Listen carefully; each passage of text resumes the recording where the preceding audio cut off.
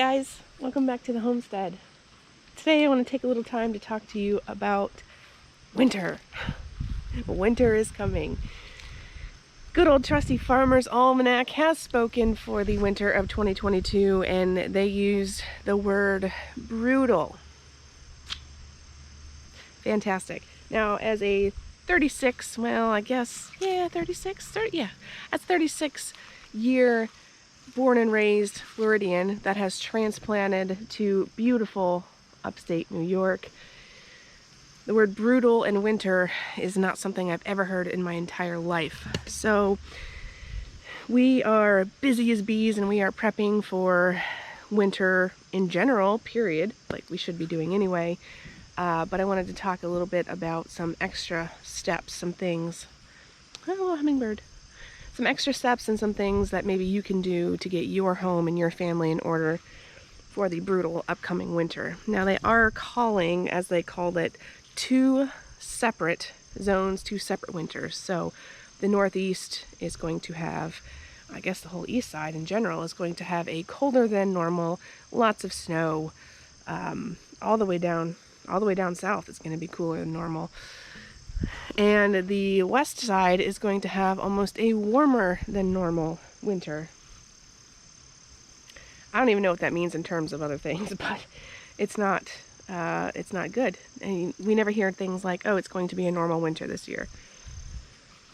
So if you are able to, the things that you can be doing to get yourself ready for this winter is first and foremost is have a go bag. And a go bag is if hits the fan, but also in case of major power outages or you have to hunker down, shelter in place for an extended period of time.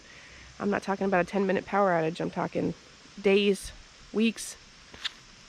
It's scary, I know, to think about, but you have to be ready. What are you gonna do? You gotta be ready. So food, non-perishables. What does food look like to you? I don't know. It depends on your family. Baby formula, food, canned food, stuff that you can eat if you don't have power, if you don't have a way to use your microwave or your oven or your stove, if you don't have gas. Things to keep you going, things to keep you healthy for an extended period of time. Your family, whatever that may be. Some extra medications, if you're on medications and you are able to get a few extra to have on hand in case you run out. You don't want to run out and have no way to either get to the pharmacy or the pharmacy. Just get your extra medications. You're going to need batteries, flashlights, a light source that doesn't come from flipping a switch because you might not have that option. Ways to stay warm, so comfy, snuggy clothes, blankets, things for your feet, things for your hands, things for your head. Have all those ready to go.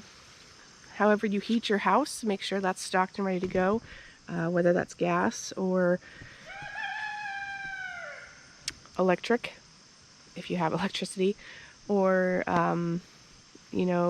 pellets, wood. Make sure you've got all that in order.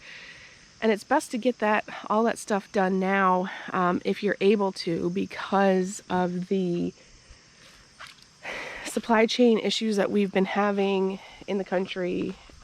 Just in general, things are going to start going up even more. So the sooner that you can get them and store them away, the better off you're going to be. If you've been putting off projects, if you've got little gaps in your heating system or your cooling system, your house, your roof in general, your walls, if you're able to, plug those, insulate if you can, get ready to sort of retain whatever wood or propane or electricity you're using to heat your home. You want to make sure your home holds on to that, especially if that happens to go out, because you're going to want to hold on to that as long as possible. Animal feed, hay is going to go up in price. It always does in the winter anyway. Don't come at me. I'm just saying, get it stocked away now, because there's going to be a little bit of a double hit between not having enough and just the winter in general. So if you're able to stock it away now, store it, keep it safe and dry for your animals. Straw, now's the time to do so. Animal feed, dog food, cat food, fish food, goat feed, chicken feed. If you're able to make any of that, with any of your leftovers, do that. If not, if you're unable to do that and keep it stored away, at least have the knowledge to know how. That knowledge is going to be invaluable, especially if there's no power or internet to look it up for whatever situation it may be. It's very simple to do a little bit to get through. You don't have to be a dog food or a cat food expert, but just enough to keep their tummies from rumbling during a time of crisis is going to be helpful for everybody. Nobody likes a cranky cat. You know, goat feed the same. If you've got farmers in your area, go make friends, talk with them, see if there's anything you guys can trade or barter out. That's super important. If you have gardens, make sure you're staying on top of them. Picking, harvesting, saving, storing, putting away. Herbs, flowers and herbs, if you have those available, those are going to be invaluable if something should happen, but especially during the winter. If you start feeling icky, you know, you can take those little hits of summer, is what I call them, just flowers and herbs in general, to just, you know, a general pick-me-up if you can't get to the store. Or, you know, maybe you don't have to go to the store. There's a concept. Instead of running the store for everything you need, you know, pick up a book and learn, or search the internet and learn how to do some of these things that our forefathers and our grandparents and their grandparents and their grandparents did to get through. Be surprised how much money we're throwing away just by running to the store every time we need something. Learn what you have on your land. Learn what you can do.